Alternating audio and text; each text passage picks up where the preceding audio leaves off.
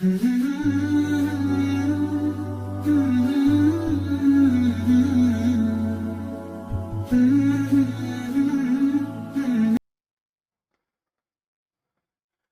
alaikum wa rahmatullah.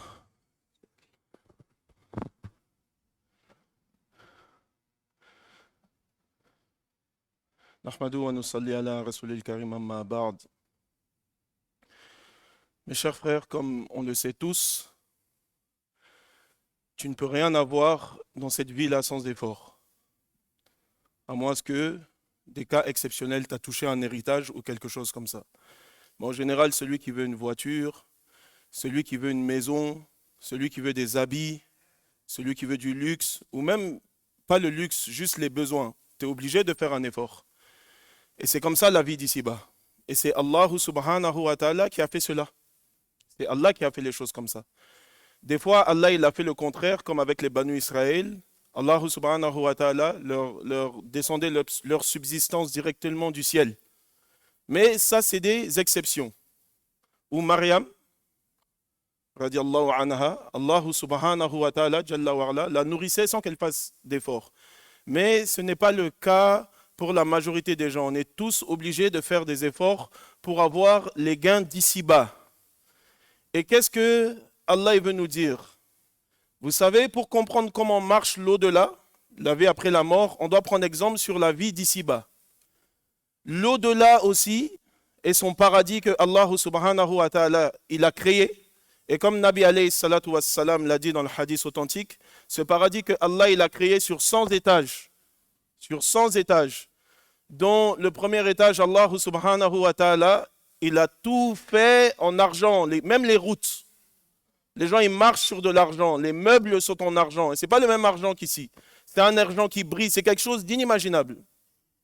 Et le deuxième, Allah il a tout fait en or. Et le troisième, Allah il a tout fait en diamant. Les châteaux sont en diamant, les routes sont en diamant. Le hadith il est chez Muslim. Et on trouve aussi dans Tirmizi, aussi il donne d'autres détails. Et dans notre hadith, Nabi alayhi salam il a dit, le dernier qui rentre au paradis, Allah subhanahu wa ta'ala, il lui donne un royaume de 2000 ans. Yani, ça lui prend 2000 ans de visiter tout ce qu'Allah lui a donné. Mais comment, mes chers frères et mes chères sœurs, comment est-ce qu'on va avoir cela sans effort? Alors qu'ici, on ne peut pas avoir un bout de terrain. Regardez excusez-moi, les petites maisons pour lesquelles on se tue. On travaille pendant 50 ans. Combien d'efforts on fait? Combien on se casse le dos? Combien on donne de pensée? Combien on donne d'efforts physiques? Combien on stresse pour avoir cela? Ou pour juste la dernière voiture 2025? Mais on pense que le paradis c'est acquis. La Oumma, elle pense que le paradis c'est acquis. Ahbab el-Kiram, tout ce qu'on a ici, on va le laisser. Je donnais l'exemple tout à l'heure, enfin l'autre jour, on était assis, on faisait une assise. Et je disais aux frères, on a pris la fortune de Jeff Bezos, qui est censé réputé être l'un des hommes les plus riches du monde. On a vu environ 250 milliards de dollars. J'ai dit, mais ça, ce n'est pas sa fortune. Ce que lui va manger dedans, ce qu'il va utiliser dedans, peut-être 25 millions de dollars, dans son essence, dans ses habits, dans ses montres, dans ses voitures, dans sa nourriture, c'est ça qui lui appartient. Le reste, il meurt et il le laisse en héritage. Voilà vraiment ce qui lui appartient. Parce que, Ahbab el-Kiram, tout ce pourquoi on se tue ici, ça ne nous accompagne pas dans notre tombe et ça finit ici, khalas. Ça ne veut pas dire qu'on ne doit pas l'avoir. Mais ce qui est éternel, comme vous le savez tous, c'est ce qui vient après la mort. Et au même titre qu'on construit ici, on se bat pour construire, on doit se battre pour construire au paradis. Nabi alayhi salam, il a dit, celui qui récite 10 fois la sourate, celui qui récite 3 fois la sourate Qul huwa Allahu ahad, Allah subhanahu wa ta'ala lui construit un palais au paradis. Omar ibn al-Khattab, radiallahu anhu, il a dit alors, je vais la réciter encore plus, pour avoir plus. Et le prophète alayhi salam a dit, Allah est encore plus généreux, ça veut dire qu'il va encore plus te donner. Mes chers frères, voilà comment ça se passe dans l'au-delà. Avec quelle monnaie d'échange on va arriver Yomul Qiyamah? C'est les hasanat. On arrive tous le jour du jugement dernier, la miséricorde d'Allah nous fait rentrer au paradis. C'est sa miséricorde. Mais ce qui te fait acheter le paradis, c'est les hasanats. Ahbab al-Kiram, la Oumma aujourd'hui, on est devenu professionnel de dépenser les hasanats. On est devenu professionnel. Tu t'es mal garé dans le parking, tu as bloqué des gens, hasanat dépensé. Tu as fait de la médisance, tu as mal parlé sur le dos de quelqu'un, hasanat dépensé. Tu as coupé les liens de parenté. Mon frère, mon cousin, mon oncle, je ne lui parle plus pour telle ou telle raison. Là, ce n'est même pas hasanat dépensé, c'est ton compte en banque, il est bloqué. Il n'y a plus de hasanat qui monte. Il n'y a plus de hasanat qui monte. Ahbab al-Kiram, combien on craint la pauvreté ici, combien on ne craint pas la pauvreté de l'au-delà? Combien on craint la pauvreté ici? Allah il dit, il y a des gens, ils font des actions. On le lit tous les vendredis dans Surat Al-Kahf. Il y a des gens, ils arrivent avec des actions Yom al-Qiyamah, mais ils n'ont aucune hasanat. Ils n'ont aucune hasanat. Ahbab al-Kiram, on craint la pauvreté pour nos enfants, on craint la pauvreté pour nous-mêmes ici. Combien on ne craint pas l'enfer pour nos enfants? Combien on ne craint pas l'enfer pour nos femmes? Ça doit être le premier souci d'un chef de famille, d'une mère de famille. Le premier souci. Comment moi, ça doit être comment moi, je vais me sauver du feu de l'enfer, comment je vais sauver ma femme, ou comment je vais sauver mon époux, ou comment je vais sauver mes enfants du feu de l'enfer. Ça doit être le premier souci. Ahbab al-Kiram, un enfant, aujourd'hui malheureusement c'est le cas pour beaucoup d'entre nous dans la Ummah. Il fait 2 jours sans aller à l'école, c'est une catastrophe dans la maison. Il y a Salatul Janaza. C'est une catastrophe. Qu'est-ce que tu vas faire de ton avenir? Qu'est-ce que Il a une copine, c'est pas grave, il est jeune. Alors qu'il est pubère. Hein. C'est-à-dire, il meurt dans ça, il meurt avec un kabaïr. Il ne fait pas la prière, c'est pas grave, il a le temps. Alors qu'il est pubère. Ahbab al-Kiram, il y a certains ulémas qui disent celui qui ne prie pas, c'est un kafir. C'est un kafir. Donc c'est quoi qu'on fait, Ahbab al-Kiram, pour avoir ce paradis qui est cher? Il faut qu'on mette les efforts. Si on met les efforts, Allah subhanahu wa ta'ala il est juste. Wallah, il donne. Ici, des fois, tu mets les efforts, tu n'as pas. C'est ça, dunya. Tu vois des gens, ils ont une intelligence supérieure à la moyenne. Il fait des calculs, il fait des plans, il fait ses business. Au final, il n'a pas. Tu vois un, il est un peu bête, il est un peu stupide. Subhanallah, ça lui arrive presque par hasard. Oh, il est millionnaire. C'est ça, dunya, c'est comme ça. Il n'y a aucune garantie sur dunya. Allah, il a pris aucune garantie. C'est pour ça qu'on dit dunya, c'est quelque chose de bas. Yani adna, c'est une vie qui est basse ici. Il n'y a aucune garantie. Allah, il dit, Qulillahumma malikal mulk, tutil mulka man tasha. Il dit, il donne le royaume à qui il veut. Il n'a même pas dit à qui il le mérite.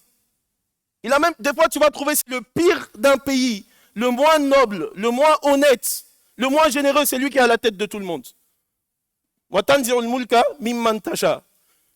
C'est comme ça ici, Ahbab al-Kiram Dunya. Celui qui le mérite, celui qui ne le mérite pas, il va l'avoir. Mais Jannah, c'est seulement celui qui le mérite. S'il vous plaît, ceux qui peuvent arrêter de filmer, s'il vous plaît. Jannah, c'est seulement qui le mérite. Celui qui le mérite. C'est ça. Jannah, c'est seulement l'effort qui te fait aller avoir la miséricorde d'Allah et qui te fait rentrer là-bas. Bon, maintenant, mes chers frères, chacun doit faire un bilan, muhasabatun nefs. Chacun doit faire son bilan des comptes. Les Sahaba radiallahu anhum, pourquoi c'est la meilleure génération de l'islam? Eux, ils faisaient tout le temps le bilan de leurs comptes. Ok, comment j'arrive Yom al-Qiyamah? Je m'excuse de ce que je vais dire, les frères. Je ne vise personne en particulier. Et j'essaye de me prendre meilleur que personne. Et faites dua pour moi. Mais, comment je vais arriver Yom al-Qiyamah? Quelle est ma relation avec la mosquée? Quelle est ma relation avec Salatul Fajr? Je fais les comptes aujourd'hui. Est-ce que ma Salatul Fajr est faite tous les jours à l'heure? Est-ce que toutes mes prières sont faites tous les jours à l'heure?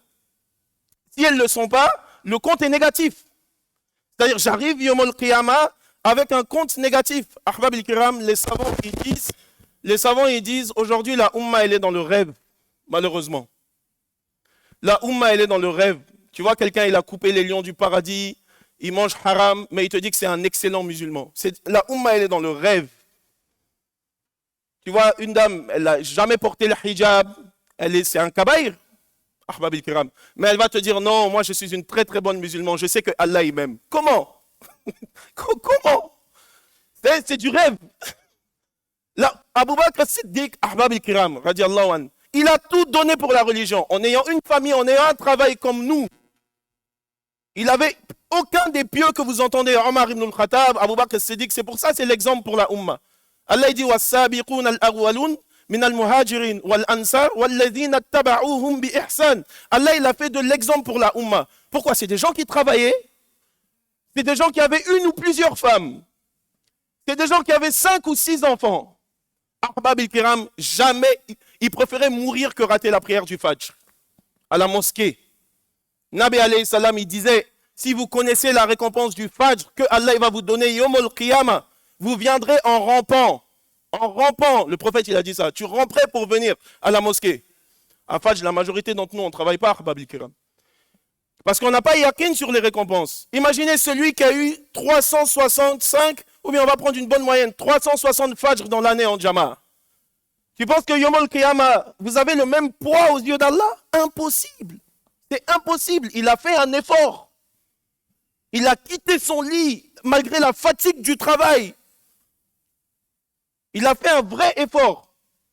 Vous pensez que celui qui s'est battu, Allah il le dit dans le Coran, souvent. Est-ce que vous pensez qu'un tel, il est pareil qu'un tel?